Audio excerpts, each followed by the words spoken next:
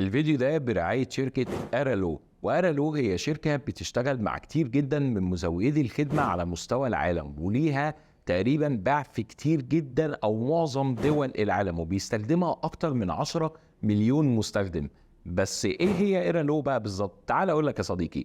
أرالو هو حل أمثل كتير جدا لو أنت زي كده بتحب تسافر أو هتروح تزور بلد تانية غير البلد اللي أنت عايش فيها. فطبيعي لازم يكون معاك خط البلد اللي انت عايش فيها ده، وده بيكون بنسبة تقليدية اللي انت بتروح تنزل البلد وتبدأ تدور على مزود خدمة وتبدأ تشتري منه شريحة وتفك الشريحة الأصلية بتاعتك وتحط شريحة تانية جوه الموبايل بتاعك. دي الطريقة التقليدية، والطريقة التقليدية دي فيها حاجات كتيرة قوي ان هي بتضيع وقت ومجهود وفلوس كتيرة. او تستخدم الطريقة التانية التقليدية اكتر، ان انت قبل ما تسافر من البلد هنا بتكون مكلم مزود الخدمة بتاعك وبتقدر تقول له ان انت مسافر، فيفعل لك خط اسمه خط التجوال. وخط التجوال ده للاسف الشديد بتبقى الباقات فيه سواء انترنت او مكالمات غالية جدا وما بتقعدش فترة كبيرة اطلاقا، وهتلاقي نفسك برضو بتتكلف مصاريف باهظة قوي.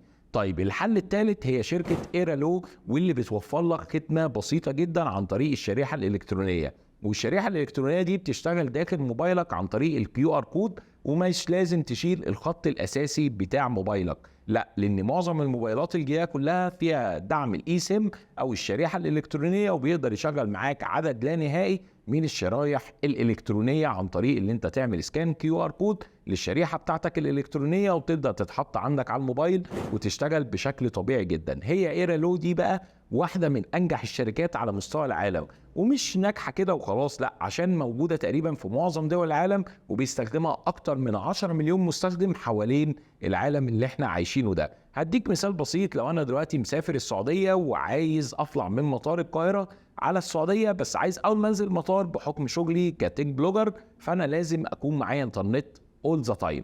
فأنت هنا هيكون عندك اختيارين، يا إما تختار باقة مكالمات او باقة انترنت دي لوحدها ودي لوحدها، او الاختيار التاني اللي انت يكون معاك باقة مكالمات او باقة انترنت في نفس الوقت. وكلا الحالتين دول هيكونوا اوفر بكتير جدا من ان انت تروح تشتري شريحة لمزود الخدمة بالبلد اللي انت رايحها، او ان انت تفعل خاصية التجوال في موبايلك. لا، بتديك باقات وباسعار كويسة جدا، وعندك على حسب المدة اللي انت قاعدها في المكان اللي انت رايحه. انا رايح اقعد اسبوع فهشتري باقة نت، لان انا ما يهمنيش المكالمات قوي، انا اللي اهم حاجه عندي النت عشان اغطي التغطيه بتاعه الايفنتات والمؤتمرات بتاعتي. فهشتري باقة انترنت لمده اسبوع، وبدخل على التطبيق بتاعها اللي موجود على الاندرويد وموجود على اي او اس بكل سلاسه، وببدا اختار الدوله اللي انا رايحها، وليكن على سبيل المثال السعوديه، وببدا ان انا اشوف المناسب ليا، وليكن باقة الاسبوع هبدا اشتريها. وبمجرد ما انا اشتريها بتتفعل معايا الشريحه. ازاي بتفعل؟ بتاكد زرار.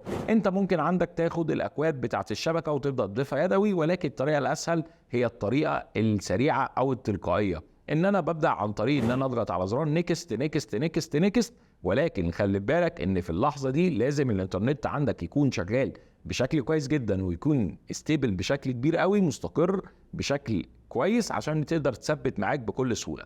وبمجرد ما بنتهي من عمليه تثبيت خلاص الشبكه عندي بتشتغل بسهوله جدا، وبقى معاك اكتر من شريحه داخل موبايلك من غير ما تشيل شريحتك الاصليه.